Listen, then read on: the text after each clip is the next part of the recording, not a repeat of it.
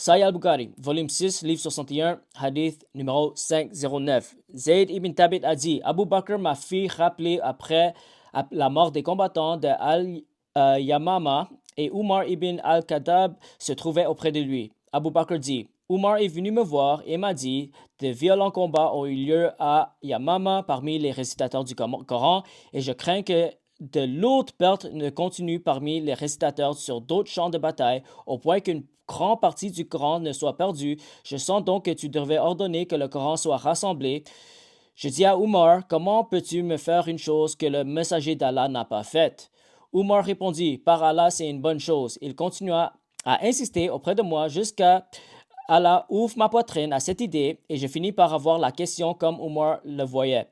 J'ai donc commencé à rassembler le Coran, collectant à partir des tiges de palmiers, des pierres blanches et des poitrines des hommes, c'est-à-dire les mémoires des hommes.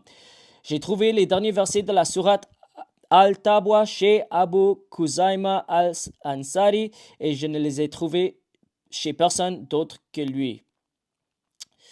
Ok, ici, c'est Zayd ibn Thabit qui est en train de parler. Ok, Zayd ibn Thabit, c'était le fils adoptif à Mohamed. Si vous connaissez un peu cette histoire, c'est lui qui a divorcé sa femme afin que Mohamed peut prendre sa femme comme femme. Ok, ça c'est toute une autre histoire.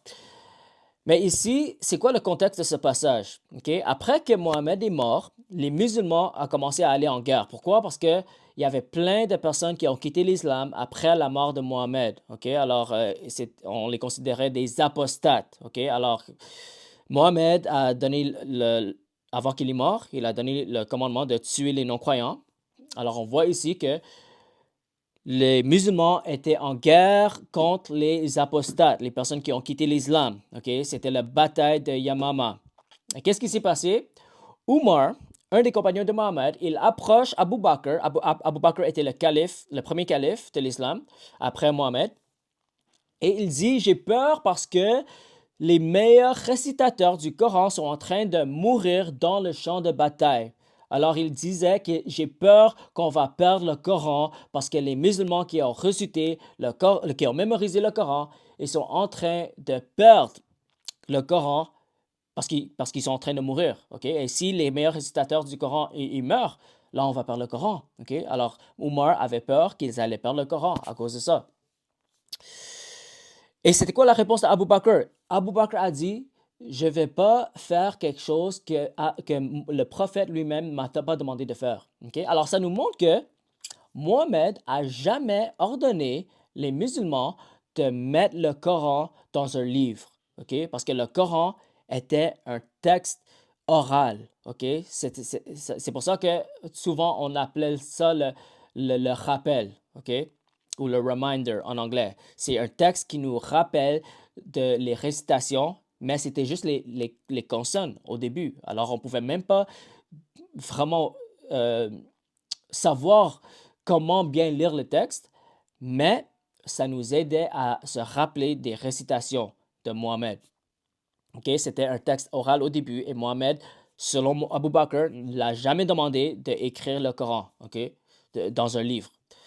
Mais Umar a insisté. Okay? Alors, selon ce texte, Umar a insisté. Et après, apparemment, Allah a convaincu Abu Bakr de mettre ça en pratique. Okay? Alors, qu'est-ce que Abu Bakr a fait? Il a demandé à Zayd ibn Thabit, le fils adoptif de Mohammed, de collecter les Corans. Okay?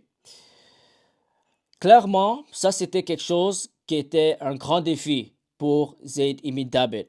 Pourquoi? Parce qu'il fallait chercher les récitations du Coran parmi les tiges de palmier, des pierres blanches et la mémoire des hommes. Alors clairement, lui, Umar et Abu Bakr, ils n'avaient pas le Coran mémorisé dans leur tête.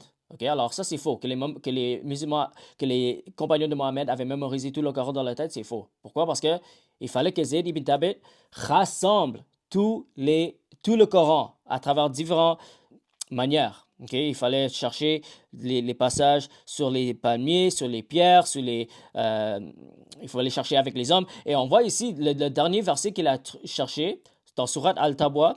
Il a trouvé ça chez Abu Khuzaima al-Ansari. Et il a dit, je ne les ai trouvés chez personne d'autre que lui. OK? Alors, il y a un passage ici qu'il a trouvé chez un musulman. OK? Alors, il y avait juste un témoin qui avait ce passage. Alors, on voit que il mettait n'importe quoi dans le Coran. OK? C'était pas comme un texte qui a été affirmé par plusieurs témoins. C'était un surat ou un ayat qui a reçu des versets d'un surat qui a reçu d'une seule personne. OK? Alors, imagine le nombre de personnes qui avaient des Corans dans leur tête, qui sont morts, ils n'ont pas eu l'opportunité de donner ce verset à Zayd ibn Thabit. OK? Alors, ça nous met en question. Est-ce que le Coran a réellement été préservé? OK? Alors, il y a plein de trous dans le narratif islamique et j'ai même pas proche d'être fini.